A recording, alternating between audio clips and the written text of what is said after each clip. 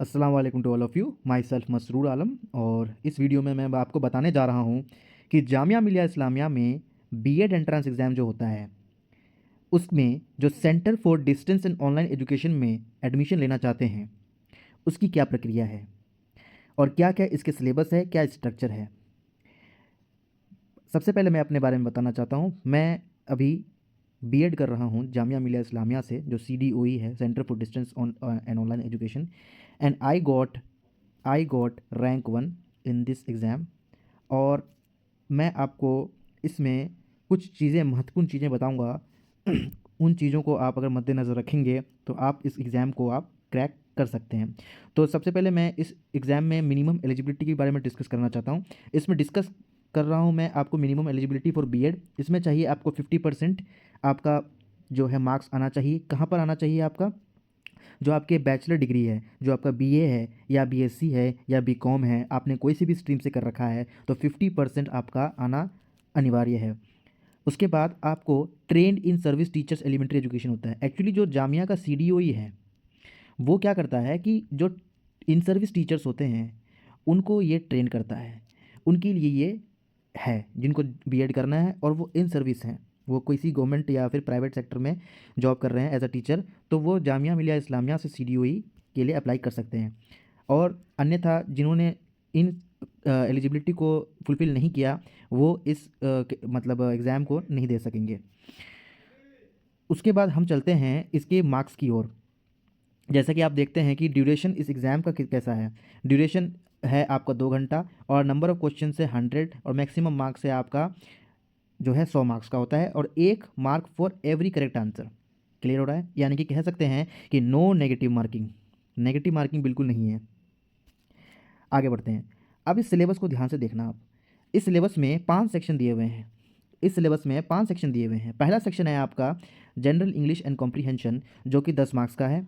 उसके बाद section 2 logical analytical reasoning जो 20 मार्क्स का है। सेक्शन 3 है एजुकेशनल एंड जनरल अवेयरनेस जो कि 25 मार्क्स का है। टीचिंग लर्निंग एंड स्कूल्स जो कि 25 मार्क्स का है।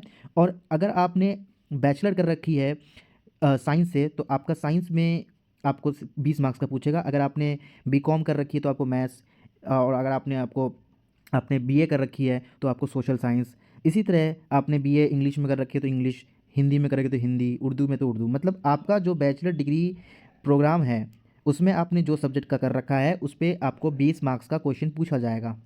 ठीक है। और यहाँ पे क्या है कि टोटल नंबर ऑफ़ सीट्स कितनी है? 500 है, 500 हैं। इसमें आपको बता दूं कि जो मुस्लिम्स हैं उनके लिए 30% रिजर्वेशन है। ठीक है। और आपको पता ही है कि ये एक इसमें आपको अलग अलग से लर्निंग सपोर्ट सेंटर दिए जाएंगे और एक लर्निंग सपोर्ट सेंटर के लिए मैक्सिमम 50 बच्चे हैं। मतलब एक लर्निंग सपोर्ट सेंटर के लिए आपको क्या है, 50 बच्चे लर्निंग सपोर्ट सेंटर और 50 स्टूडेंट्स हैं। ठीक है।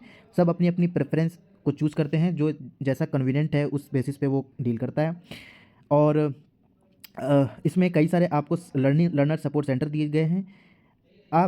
इसमें आप देख सकते हैं कि जामिया मिलिया इस्लामिया में जो सेंटर फॉर डिस्टेंस है उसके लिए ये कॉलेजेस हैं। फैकल्टी ऑफ एजुकेशन के लिए ये हैं, DRD के लिए ये हैं, श्री साई बाबा कॉलेज के लिए ये हैं, अल-फलाह यूनिवर्सिटी के लिए ये हैं। तो जितने भी हैं ये सारे के सारे जो हैं आपके लर्निंग सपोर्ट सेंटर हैं। तो इस वीडियो में मैं आपको यही चीज़ मैं बताना चाह रहा था कि इसमें बीएड के लिए क्या क्या एलिजिबिलिटी होती है, क्या क्या सिलेबस है और कुछ जनरल गाइडलाइंस। आई होप इस वीडियो में आपको समझ में आया होगा। और एक मुख्यतः बात मैं कहना चाहता हूँ, जो भी फ्रेंड्स इस वीडियो को देख रहे हैं यहाँ एडमिशन नोटिफिकेशन देख के मत कंफ्यूज हो जाना कि 2022-23 का है या पुराना बता रहा है। नहीं, सेम पैटर्न है। आप 24-25 में दीजिए, 25-26 में, 26-27 आप किसी भी इसमें दीजिएगा ईयर में, आपको सेम पैटर्न ही फॉलो करना होगा। तो थैंक यू। और कोई भी क्वेश्चंस है आप कमेंट सेक्शन में ज़रूर पूछिए, मैं उसका आंसर दूंगा। और कोई भी फीडबैक आपको उस वीडियो के रिगार्डिंग, आपको कोई फीडबैक चाहिए उसके रिगार्डिंग मैं आपके लिए एक वीडियो ज़रूर लाऊंगा। धन्यवाद। अस्सलाम वालेकुम।